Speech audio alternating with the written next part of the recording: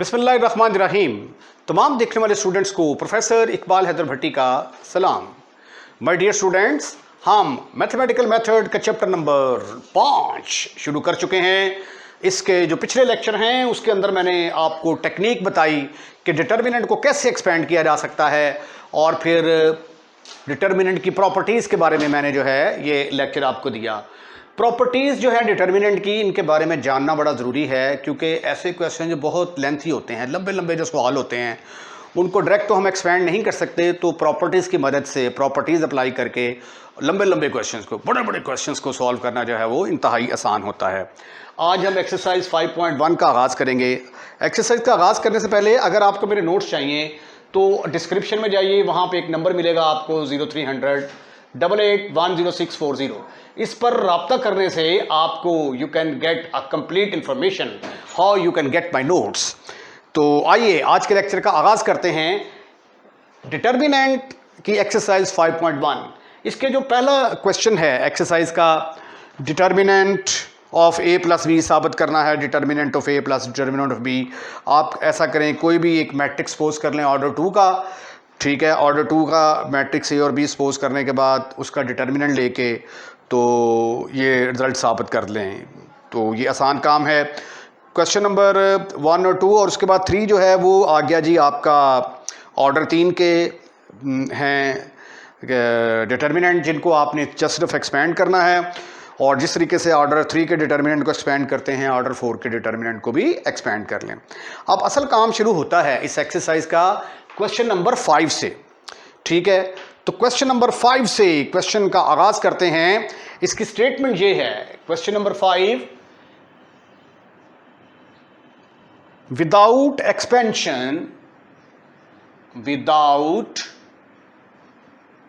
Expansion आपने determinant को expand नहीं करना। शो दैट साबित करना है। पहला पार्ट है इसका A B C, D E F G H के को हमने साबित करना है कि ये किसके बराबर होगा। ये बराबर होगा E B H D A G F C के। साबित करना है कि ये दोनों आपस में बराबर हैं। एक तरीका तो ये है कि हम जस्ट इसको एक्सपेंड कर लें, लेफ्ट हैंड साइड लें उसको एक्सपेंड करें, राइट हैंड साइड लें उसको एक्सपेंड करें, तो आंसर इक्वल आ जाएंगे, ठीक है। लेकिन उसने कंडीशन लगा दी है कि आपने एक्सपेंड नहीं करना। एक्सपेंड नहीं करना, बगैर एक्सपेंड किए साबित करना है कि ये दोनों आपस में बराबर हैं। तो उसके लिए हमें क्या करना पड़ेगा, प्रॉपर्टीज का इस्तेमाल करना पड़ेगा। तो आइए पहले हम लेफ्ट हैंड साइड का इंतखाब करते हैं। टेक्निक को जरा गौर से देखिएगा। अगर आपको राइट हैंड साइड गिवन हो तो आपने राइट हैंड साइड को जहन में रखते हुए डिटर्मिनेंट की प्रॉपर्टीज अप्लाई करते जाना है, और आप इजीली क्वेश्चन का सॉल्यूशन फाइंड कर लेंगे। आइए अब देखते हैं। ये देखें, मुझे किसके बराबर साबित करना है। ये लेफ्ट हैंड साइड ली, मुझे साबित करना है ई बी एच। यानी देखें, पहली रो में मुझे ई चाहिए। पहला टारगेट मेरा क्या है, पहली रो में ई चाहिए। यहां पे ई जो है ये दूसरी रो के अंदर है। अब मैं इसको पहली रो में लेके आना चाहता हूं, तो इसके लिए मैं क्या करूंगा, इस रो को और इस रो को इंटरचेंज कर दूंगा। तो मैं फिक्रा लिखूंगा यहां पे, इंटरचेंजिंग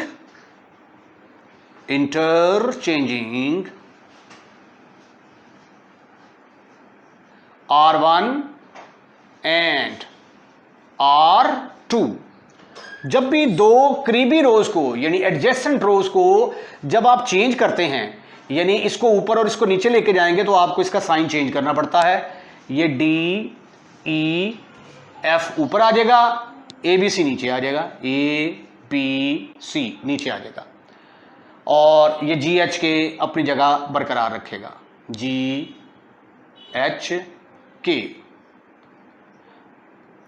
अब दोबारा देखें जरा, यहां पे ई हमें चाहिए पहले कॉलम में, यहां पे E मौजूद है दूसरे कॉलम में, तो इसको मैं पहले कॉलम में लेके आना चाहता हूं, तो क्या करूंगा, पहले और दूसरे कॉलम को इंटरचेंज कर दूंगा। जब दो करीबी कॉलम को इंटरचेंज करूंगा तो एक मरतबा फिर मुझे क्या करना पड़ेगा, इसका डिटर्मिनेंट का साइन चेंज करना पड़ेगा। Interchange C1 and C2। जब आप C1 और C2 को इंटरचेंज करेंगे तो ये जो माइनस है इसका साइन जब चेंज करेंगे तो ये दोबारा प्लस की शक्ल इख्तियार कर देगा। Left hand side is equal to, it will become plus. ये आ गया EBH। इसको पहले कॉलम पे ले गए, इसको दूसरे कॉलम पे लेके आए तो ये बन गया DAG और it will remain the same FCK। आइए अब एनालिसिस करते हैं कि E को हम पहली रो पहले कॉलम पे ले आए हैं। अब इसकी पहली रो क्या है, EBH, लेकिन इधर तो पहला कॉलम है EBH, इधर दूसरी रो है DAG, इधर दूसरा कॉलम है DAG, इधर तीसरी रो है FCK, इधर तीसरा कॉलम है FCK। तो अंडरस्टूड है, फिर हम क्या करेंगे, ट्रांसपोज लेंगे। टेकिंग ट्रांसपोज, डिटर्मिनेंट का ट्रांसपोज लेने से कोई फर्क नहीं पड़ता, यानी डिटर्मिनेंट ऑफ ए ट्रांसपोज और determinant of A both are equal, दोनों बराबर होते हैं। तो ट्रांसपोज कैसे लेते हैं, ये जो पहली रो है, पहली रो का पहला कॉलम बना दें आप EDF, दूसरी रो का दूसरा कॉलम BAC, ये दूसरी रो का दूसरा कॉलम, तीसरी रो का तीसरा कॉलम HGK। अब जरा गौर से देखिए, गौर से देखें, EDF BAC HGK, क्या बात है, ये किसके बराबर आ गई, राइट हैंड साइड। तो ये देखें, हमने प्रॉपर्टीज का इस्तेमाल करते हुए साबित कर दिया कि left hand side is equal to right hand side. Question number 5 का सेकंड पार्ट जो है, this is very important for examination point of view. इसमें जो है इसकी ख़ास टेक्निक जो है इसको ज़ीरो करने के लिए इस्तेमाल की जाती है। मैं सपोज कर लेता हूं कि ये डेल्टा के इक्वल है। Let delta is equal to 0 A B minus A 0 C minus B minus C 0। वैसे तो आमतौर पे अगर हमने किसी डिटर्मिनेंट को साबित करना हो कि ये 0 के बराबर है तो यूजुअली हम क्या करते हैं, हम प्रूफ कर देते हैं कि उसकी कोई सी दो रोज़ या दो कॉलम आइडेंटिकल हैं। लेकिन ये वाला तरीका इस क्वेश्चन के ऊपर नहीं लगता, इसको थोड़ा, ये वक्री टाइप का सवाल है तो इसको ज़रा वक्रे स्टाइल से जो है ये हम इसको हल करेंगे। आप ऐसा करें कि हर रो में से -1 कॉमन ले लें। जब माइनस कॉमन लेंगे ना तो अंदर वाली रकमों का साइन चेंज हो जाता है। तो यहाँ पे फिक्रा लिखूंगा मैं, taking -1 common, taking -1 common from each row से भी ले सकते हैं या कॉलम से भी ले सकते हैं, बात एक है। जो प्रॉपर्टीज रोज के लिए हैं वो सेम प्रॉपर्टीज कॉलम के लिए भी हैं। तो एक माइनस यहाँ से लेंगे, एक माइनस यहाँ से और एक माइनस यहाँ से, टोटल 3 रोज हैं तो -1 की पावर 3 आ जाएगा। अंदर तमाम जो टर्म्स हैं उनका साइन चेंज हो जाएगा। ये आ जाएगा A 0, ये माइनस का बन जाएगा C, ये माइनस का है तो प्लस का बन जाएगा, ये भी माइनस का है प्लस का बन जाएगा 0। ठीक है, उसके बाद ये तो हमें पता है कि A ट्रांसपोज और डिटर्मिनेंट ऑफ A ट्रांसपोज किसके बराबर होता है, डिटर्मिनेंट ऑफ A के इक्वल। तो टेकिंग ट्रांसपोज, अब हम इसका ट्रांसपोज लेते हैं, टेकिंग ट्रांसपोज। जब हम ट्रांसपोज लेंगे तो डेल्टा इज इक्वल टू -1 की पावर 3। रिमेंबर ये किसके बराबर आ जाएगा, -1 की पावर 3 जो है दैट इज इक्वल टू -1 के बराबर होगा। तो इसकी जगह पे आ जाएगा माइनस और ये आ जाएगा 0 माइनस ए माइनस बी, ट्रांसपोज ले रहे हैं।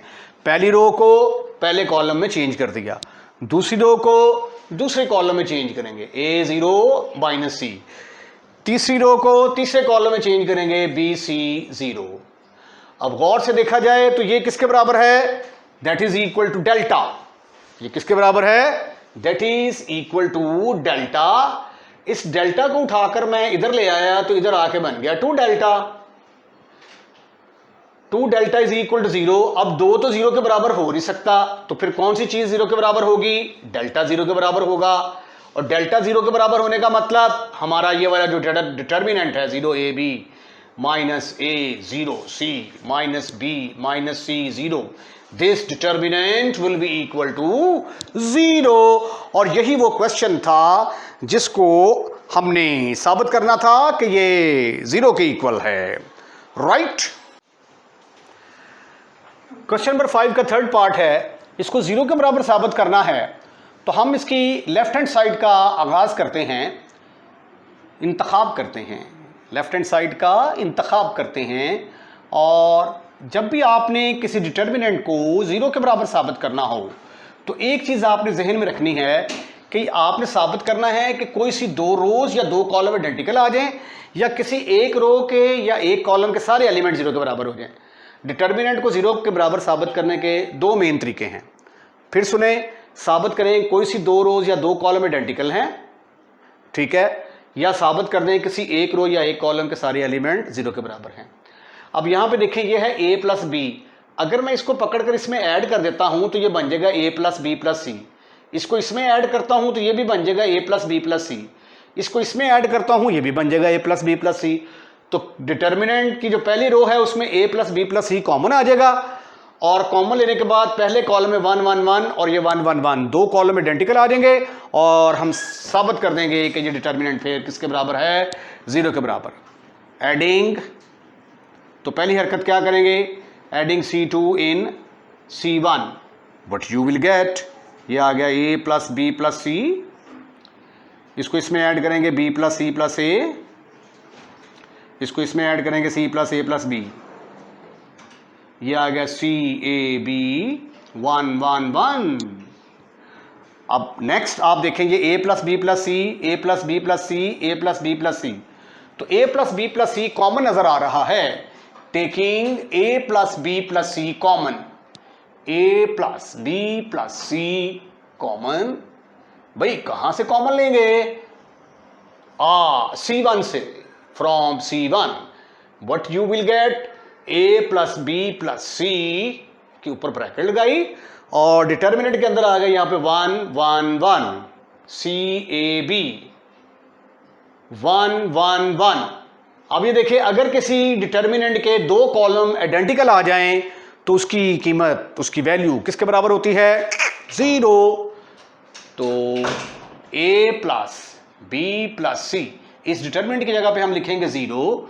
उसकी वजह क्या है, उसकी वजह यह है because C1 and C3 are identical, एक जैसे हैं, आइडेंटिकल, तो 0 से मल्टीप्लाई होने के बाद answer 0, which is your right hand side.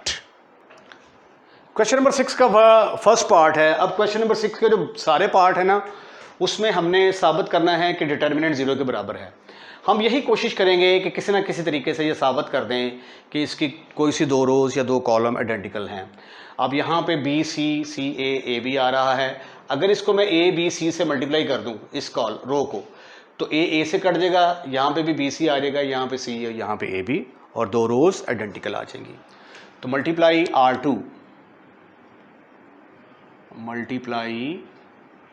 R2 by A B सी।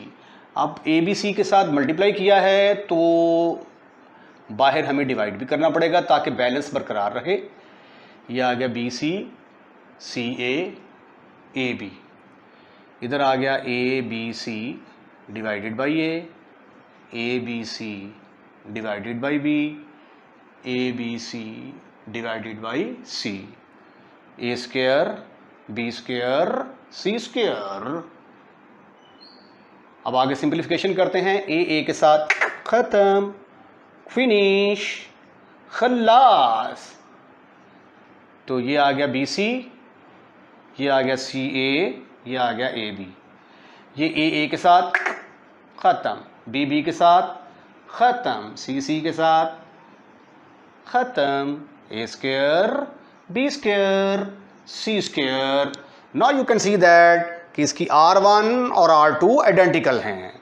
तो 1/ABC, अगर दो रोज आइडेंटिकल हों तो डिटर्मिनेंट की वैल्यू 0 के बराबर होती है, because R1 and R2 are identical.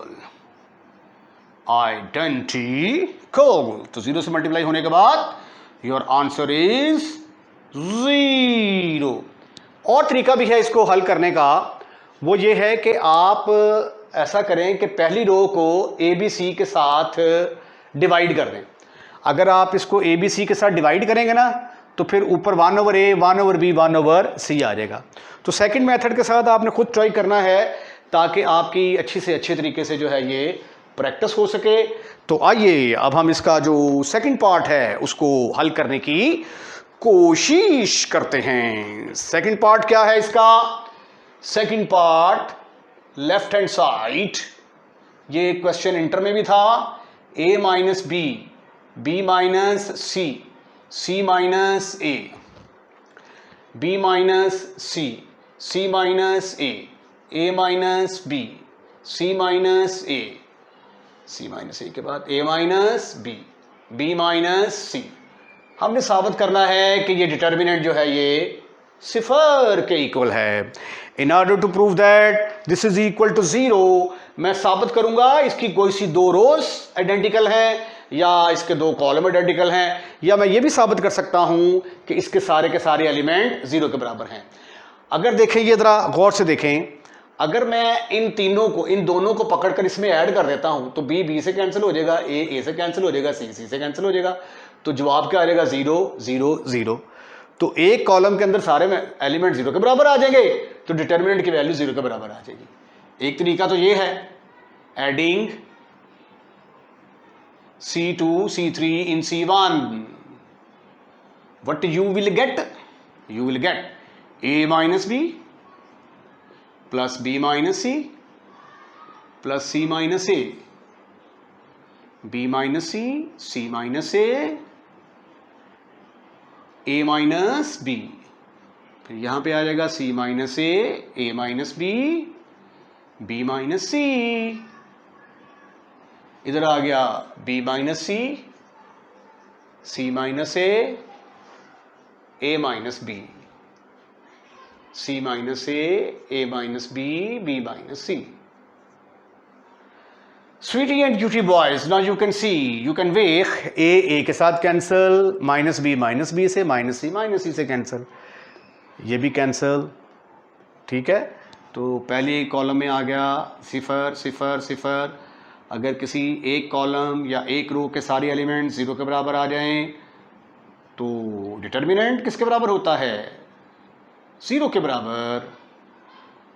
तो इसको फिर हम लिखेंगे this determinant is equal to 0। उसकी वजह क्या है? रीजन साज रूल लिखनी है, बिकॉज all the elements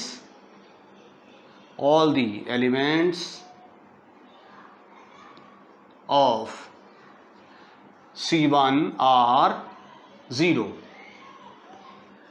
देखिए, ये मैंने इन दोनों कॉलम्स को इसमें ऐड किया है। अगर आप चाहें तो इन दोनों रोज को पकड़कर इसके अंदर ऐड कर सकते हैं, लेकिन उससे फिर ये है कि आपका जो है ना ये क्वेश्चन का वॉल्यूम बहुत ज़्यादा हो जाएगा।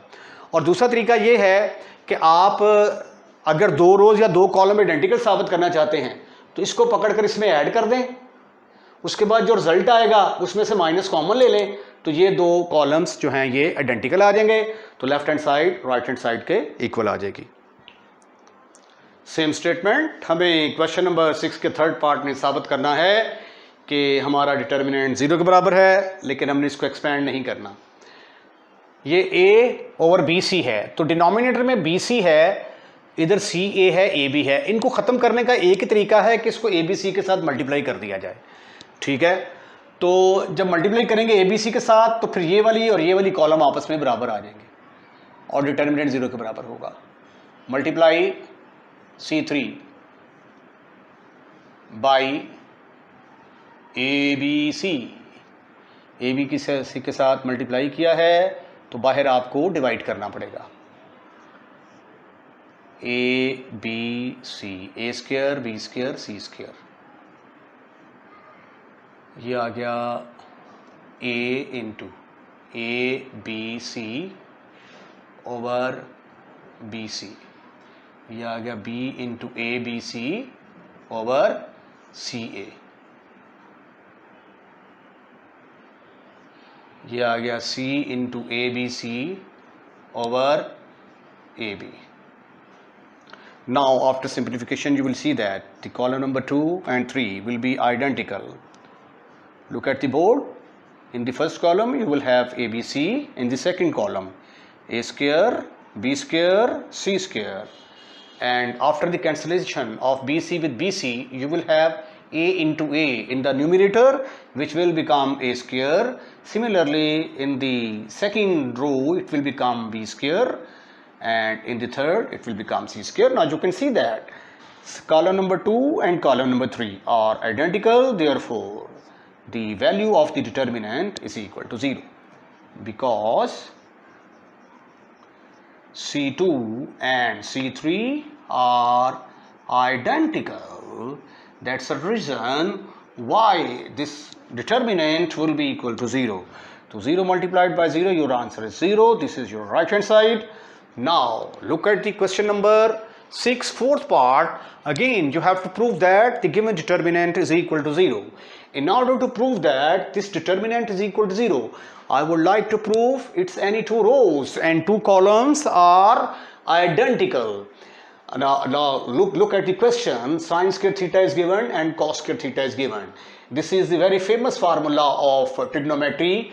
Cos square theta plus sin square theta is equal to 1. So when I will add column number 3 in column number 1, so after applying this formula I will be able to get 1 in the 1 in the first column, and it will become identical with the second one, and the value of the determinant again will become 0.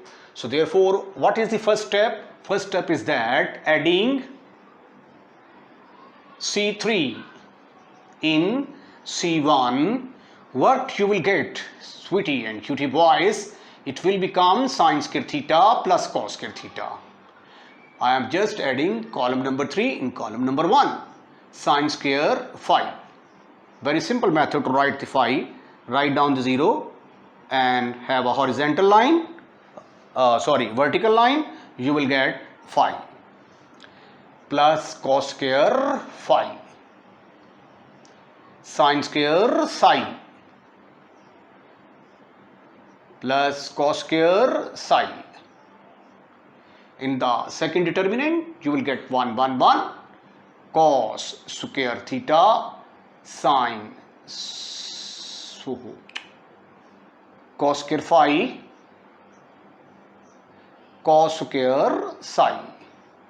Now it is a time to apply the formula of trigonometry. What is that formula? Using sin square alpha plus cos square alpha will be equal to 1. By this formula, sin square theta plus cos square theta is 1, sin square phi cos square phi is 1, sin square phi plus cos square phi is 1. And the second column you will have 1, and in the third column you will have cos square theta, cos square phi and cos square psi. Sweetie boys, girls and boys, look at this one. Now you can see that column number 1 and column number 2 are identical. Therefore the value of the determinant will be equal to 0. The reason is, write down the reason, which is very important, because column C1 and C2 are identical. That's the reason why the value of this determinant will be equal to 0. Look at the fifth part of this question. Again, we have to prove that the given determinant is equal to 0. In order to prove that the given determinant is 0, I will try to first I will try to show that its two rows and two columns are identical. Majority of the questions are done by this property, and there are some questions in which we have to prove that all the elements of a row or column of a determinant are 0. So what I should do in order to prove that this determinant is equal to 0, it is important for you that you must know about the formulas of trigonometry. Do you know that what is the formula of cos 2 alpha? That is equal to cos square alpha minus sin square alpha. Right? If I have such type of term, then it can be written as a cos of 2 alpha. So in that case, two column will be identical, and I will say that the value of that determinant is equal to 0. In order to form this, what I have to do, I have to subtract this column from column number 3. If I will subtract C1 from C3, I will get the term like that, and by using trigonometric formula, it will take the shape of this one, and it will become quite easy for me to prove that two columns of a determinant are identical. So first step is subtracting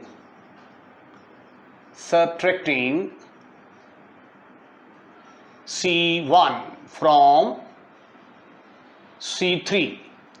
What you will get?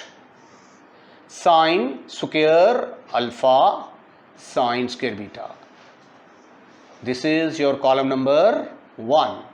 In column number 2, it will become cos 2 alpha, cos 2 beta, cos 2 gamma. First two columns will remain the same. There is a change in the third one, that is cos square alpha minus sin square alpha, cos square beta minus sin square beta, cos square gamma minus sin square gamma. Now this is a time to use trigonometric formula. Using alpha, beta, gamma has already been used, therefore I would like to write in the form of theta. Cos square theta minus sin square theta is equal to cos of 2 theta. It will hold if in place of theta we have alpha, beta, gamma, delta, etc. So left hand side will become, in the first column you will have sin square alpha, sin square beta, sin square gamma. In the second column, cos 2 alpha, cos 2 beta, cos 2 gamma. In the third column, it will become cos of 2 alpha, cos of 2 alpha, it will become cos of 2 beta, cos of 2 beta, cos of 2 gamma. Now you can see that column number 1 and column number 2 are identical. If any two rows or two columns of a determinant are identical, then its value is 0. So therefore this is equal to 0. What is the reason behind it? The reason behind it is this is equal to 0. The reason is because C2 and C3 are identical. इसके साथ ही आज का lecture ख़त्म, finish, खल्लास। अगर आपको हमारा lecture पसंद आया है, अगर आपने शुरू से लेकर आखिर तक सुना है तो डेफिनेटली पसंद आया होगा, और अगर आपको समझ आई है तो फिर लाइक करना तो बनता है ना, तो लाइक ज़रूर कीजिएगा, और लाइक करने के बाद दोस्तों में शेयर करना मत भूलिएगा। और अगर आपने हमारा चैनल सब्सक्राइब कर दिया है तो I am really thankful to you, और अगर आपने नहीं किया तो बराए मेहरबानी हमारे चैनल को सब्सक्राइब करें और अपने दोस्तों रिश्तेदारों को भी इनवाइट करें कि वो हमारे चैनल को सब्सक्राइब करें। बड़ा आसान काम है। जब आप वीडियो वॉच कर रहे होते हैं तो जस्ट आपने रेड कलर का लिखा हुआ आ रहा होता है सब्सक्राइब, आपने जस्ट उसको पुश करना है तो पुश करने से चैनल सब्सक्राइब हो जाएगा। और अगर आप ये चाहते हैं कि हर नए आने वाली वीडियो सबसे पहले आपके पास पहुंचे तो बेल आइकॉन का बटन दबाइएगा। अपना ख्याल रखिएगा। अल्लाह हाफिज़।